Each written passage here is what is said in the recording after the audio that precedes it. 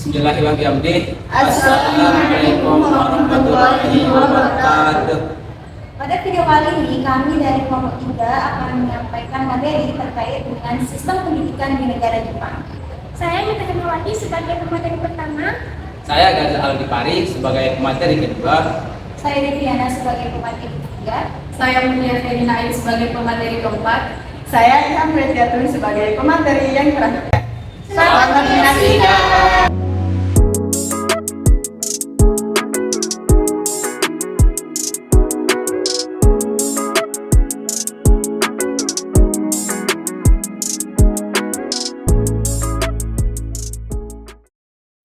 Baik, kami dari kelompok 3 akan membahas tentang sistem pendidikan secara umum di negara Jepang. Di sini ada 5 pokok pembahasan yang akan kami bahas pada video ini, dan saya sebagai pemateri pertama akan membahas tentang sistem pendidikan secara umum di negara Jepang. Di Jepang sendiri, kurikulum nasionalnya itu pertama kali diundang-undangkan pada tahun 1947 hingga 2006 dan sudah direvisi 8 kali sejak itu oleh MIXT. MIXT adalah Ministry of Education, Culture, Sport, Science, and Technology, atau di Jepang disebut dengan Monbuka Gakosho atau disingkat dengan Monkasho, yang merupakan badan administratif yang bertanggung jawab atas pendidikan sekolah, dan semua kegiatan sekolah itu berada di bawah pertanggungjawaban MIXT. Adapun tujuan pendidikannya yaitu pendidikan itu harus bertujuan untuk pengembangan penuh kepribadian dan berusaha untuk memelihara warga suara dalam pikiran dan tubuh yang dijiwai dengan kualitas yang diperlukan bagi warga untuk membentuk negara yang damai dan demokratis. Kemudian ada pun jenjang pendidikan di negara Jepang, yaitu menggunakan sistem yang sama dengan di Indonesia, yaitu menggunakan sistem 633, yaitu 6 tahun pertama di SD atau disebut dengan Shogakko, kemudian 3 tahun kedua di SMP yaitu Shogakko, dan 3 tahun terakhir di SMA atau Kotogakko. Adapun prasekolahnya atau TK-nya yang disebut dengan Yujin, di mana di sana juga diajarkan moral-moral atau bagaimana kegiatan sehari-hari, ya, di mana di sana disebut dengan pengajaran dan biasanya diajari oleh guru-guru profesional yang mampu mendidik anak-anak secara moral dan mental. Selain Yujin atau TK, ada juga tempat penitipan anak yang dibuka untuk anak usia 1 sampai 5 tahun, di mana di sana juga diberikan pendidikan sebagaimana di TK atau Yujin.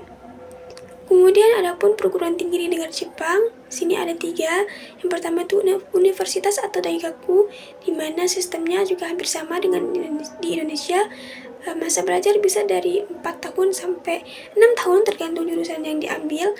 Kemudian ada college academy atau akademi dan technical college atau teknik. Ini hampir sama, bisa mengambil 3 tahun, bisa juga mengambil 2 tahun masa belajar. Jika mengambil 2 tahun maka akan mendapatkan 62 SKS. Jika mengambil 3 tahun maka akan mendapatkan 93 SKS atau masa belajar. Biasanya technical college ini untuk mengambil gelar yang disebut dengan gelar sarjana muda. Kemudian ada pun untuk college academy, di mana di sini diambil untuk mendapatkan gelar diploma. Dan kemudian ada juga pasca sarjana, di mana pasca sarjana ini bisa ditempuh dengan masa 2 sampai 3 tahun tergantung jurusan yang diambil. Menariknya juga di pendidikan di negara Jepang ini, bahkan sekelas profesor juga diberikan waktu kerja wajib, sebagian jam kerjanya wajib untuk mengajar di sekolah-sekolah seperti TK atau Yujin atau juga SD, di mana hal ini untuk membuktikan bahwa justru anak-anak kecil itu harus diajarkan oleh para profesional supaya kedepannya mereka matang untuk melanjutkan sekolah ke jenjang berikutnya.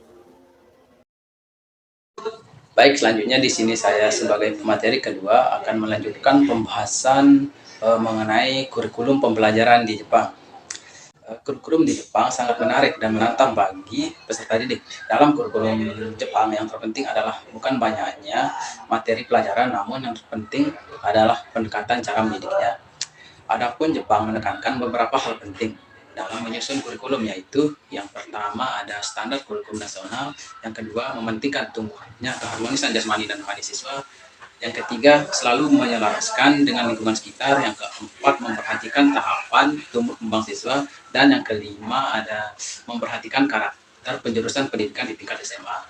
Selanjutnya ada Gakusu Jikan atau biasanya disebut dengan waktu belajar. Ada 3 pembahasan mengenai Gakusu Jikan ini. Yang pertama, waktu belajar dalam kelas 45 menit per kelas untuk jenjang SD dan 50 menit untuk jenjang SMP dan SMA, dan diberikan waktu istirahat 15 menit.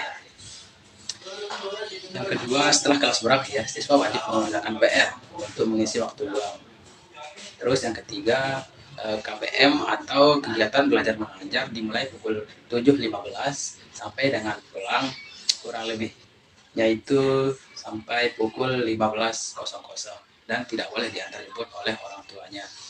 Selanjutnya ada 5 kurikulum pelajaran di Jepang, yaitu yang pertama kurikulum nasional Jepang disebut The Course of Study atau Gakusu Shido Yoryu. Yang kedua, kurikulum nasional Jepang pertama kali dikeluarkan pada tahun 1947 dan telah direvisi sebanyak 8 kali.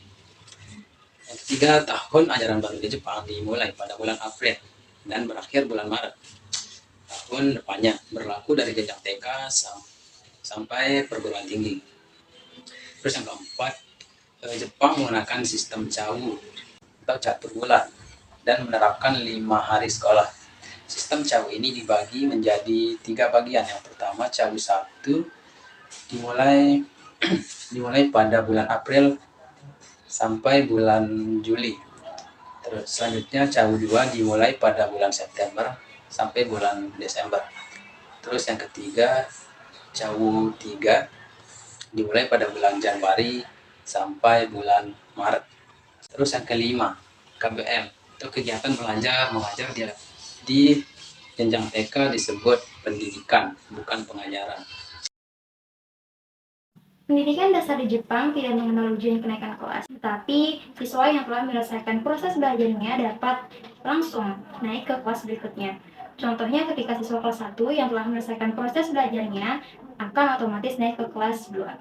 Nah, kemudian untuk ujian akhir pun juga tidak ada di Jepang karena siswa SD dan SMP masih termasuk kelompok yang wajib belajar. Sehingga siswa yang sudah menyelesaikan proses belajarnya atau studinya di tingkat SD dapat lanjut mendaftar ke tingkat SMP. Nah, kemudian untuk sistem akselerasi di Jepang atau kelas percepatan anak panda di Jepang juga tidak ada.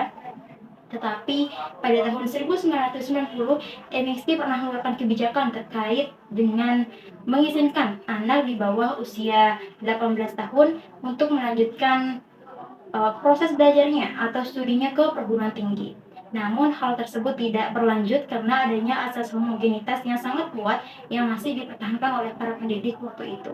Di tingkat SMP dan SMA ada 2 kali ulangan, yaitu mid test dan final test. Sama halnya dengan di Indonesia, ketika di Jepang itu namanya mid test, tapi di Indonesia itu namanya UTS atau yang biasa kita kenal dengan ujian tengah semester.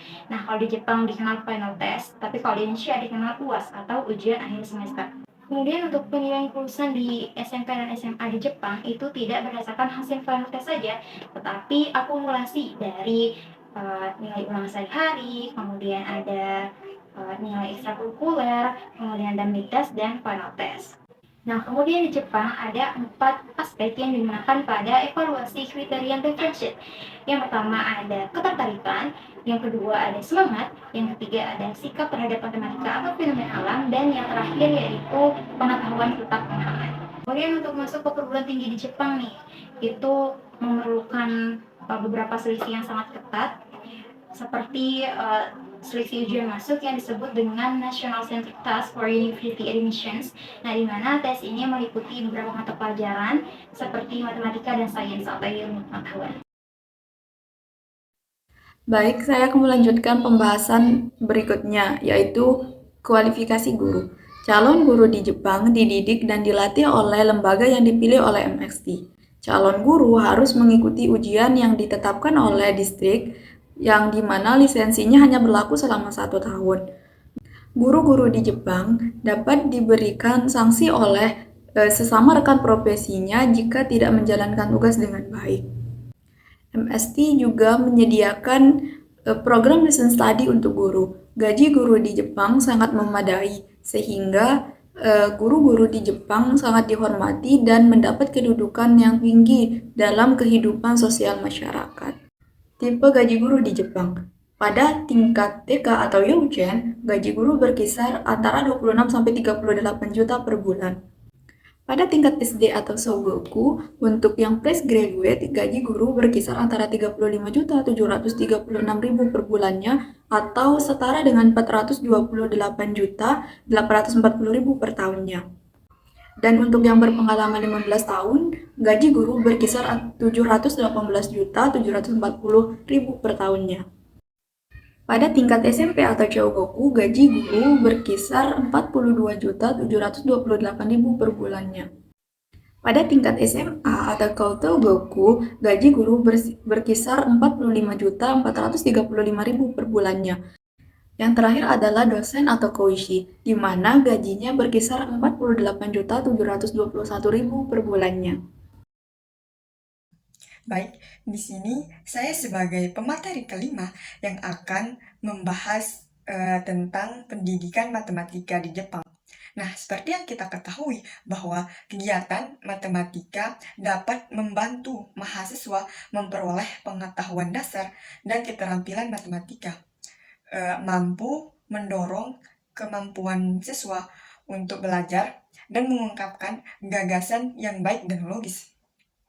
Siswa juga menemukan kesenangan dalam kegiatan matematika dan menghargai nilai-nilai matematika, serta menumbuhkan sikap untuk mengaplikasikan matematika dalam kehidupan sehari-hari mereka. Sistem pendidikan dasar di Jepang ada 3 jenis pelajaran, termasuk pelajaran reguler, pendidikan moral, dan aktivitas khusus. Dalam kurikulum Jepang juga tidak ada target khusus untuk siswa menguasai semua materi mereka. Yang lebih diutamakan di sana adalah kedalaman proses pembelajaran mereka sendiri. Oke, mungkin itu aja dari kelompok kami. Semoga bermanfaat bagi teman-teman